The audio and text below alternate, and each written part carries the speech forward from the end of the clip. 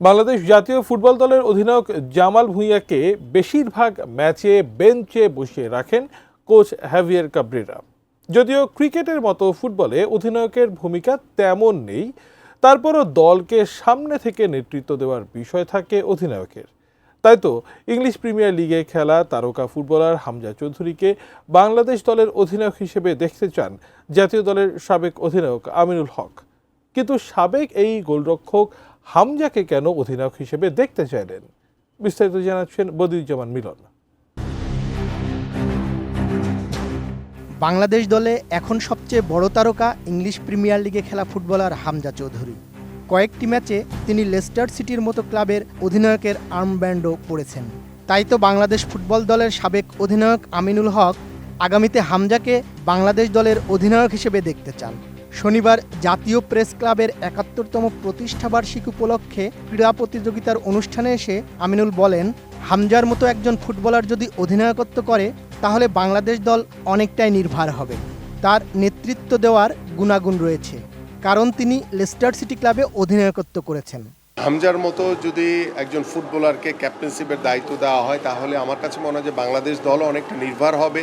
পাশাপাশি হামজা চৌধুরীর যে নেতৃত্ব, তিনি লেস্টার সিটির মতো ক্লাবে নেতৃত্ব দিয়ে থাকেন এবং আমার কাছে মনে হয় যে আমরা যদি হামজা চৌধুরীকে ভবিষ্যতে ক্যাপ্টেন্সি প্রদান করি তাহলে আমাদের বাংলাদেশ দল আরও অনেক বেশি উজ্জীবিত হবে। বাংলাদেশের নিয়মিত অধিনায়ক জামাল ভুঁইয়া একাদশে না থাকলে কখনো তপু বর্মন, কখনো সোহেল রানাকে দেওয়া হয় অধিনায়কত্বের আর্মব্যান্ড। খেলার মাঝামাঝি সময়ে তাদের উঠিয়ে নিলে আবার অন্যজনের হাতে সেটা তুলে দেওয়া হয়। হামজার হাতে আর্মব্যান্ড উঠলে এই সমস্যার ইতিবাচক সমাধান হবে বললেন আমিনুল। বর্তমানে এক একজনকে এক এক সময় দায়িত্ব দেওয়া হয় বলে এটা নিয়ে দ্বিধা তৈরি হতে পারে। এটা খুবই স্বাভাবিক বিষয়। হামজা অধিনায়ক হলে কেউ দ্বিমত করবে না, বরং আরও উৎসাহিত হবে। নোভা এলইডি টিভি, ঝকঝকে ছবি, নিখুঁত শব্দ, ৫ বছরের ওয়ারেন্টি। নোভা মানি সঠিক মান, নিশ্চিত সেবা। যে আমাদের যারা বর্তমানে এখন ক্যাপ্টেনশিপ করছেন তাদের হয়তোবা এক এক সময় এক একজনকে দায়িত্ব দেওয়া হচ্ছে, যেটা নিয়ে হয়তোবা নিজেদের খেলোয়াড়দের ভিতরে একটা কনফিউশন বা একটা দ্বিধাদ্বন্দ্ব তৈরি হতে পারে। এটা খুব স্বাভাবিক একটি বিষয়, বাট হামজা চৌধুরীর বিষয়ে আমার কাছে মনে হয় যে এখানে কোনো প্রশ্ন থাকবে। শেষ মুহূর্তে গোল খেয়ে ম্যাচ হারা বাংলাদেশের ফুটবলে যেন নিয়তি হয়ে দাঁড়িয়েছে। হংকংয়ের বিপক্ষে এশিয়ান কাপ বাছাইয়ের ম্যাচে আবারও শেষ মিনিটের গোলে হেরেছে বাংলাদেশ, যেখানে 4টি গোলই ডিফেন্ডার ও গোলরক্ষকের ভুলে হয়েছে। এজন্য দলে মনোবিদ নিয়োগের পরামর্শ দেন আমিনুল। বলেন, ম্যাচে মানসিক চাপ থেকে দূরে রাখতে খেলোয়াড়দের মানসিক পরিবর্তনে একজন মনোবিদ নিয়োগ করা প্রয়োজন।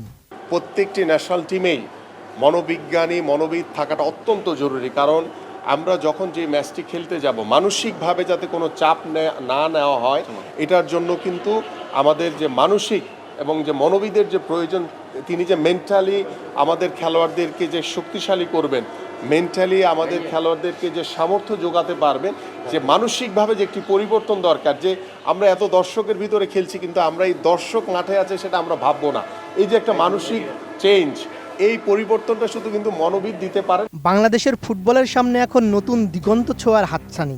দলে রয়েছেন প্রিমিয়ার লিগের মতো বড় মঞ্চে খেলা পেশাদার ফুটবলার হামজা চৌধুরী। তার অভিজ্ঞতা, নেতৃত্বগুণ আর আন্তর্জাতিক মানের খেলার ধরন হয়তো নতুন করে অনুপ্রেরণা যোগাতে পারে সতীর্থদের। সাবেক অধিনায়ক আমিনুল হকের আশা, এই অনুপ্রেরণায় বাংলাদেশ ফুটবলকে এগিয়ে নিয়ে যাবে নতুন উচ্চতায়। বদিউজ্জামান মিলন, এটিএন নিউজ।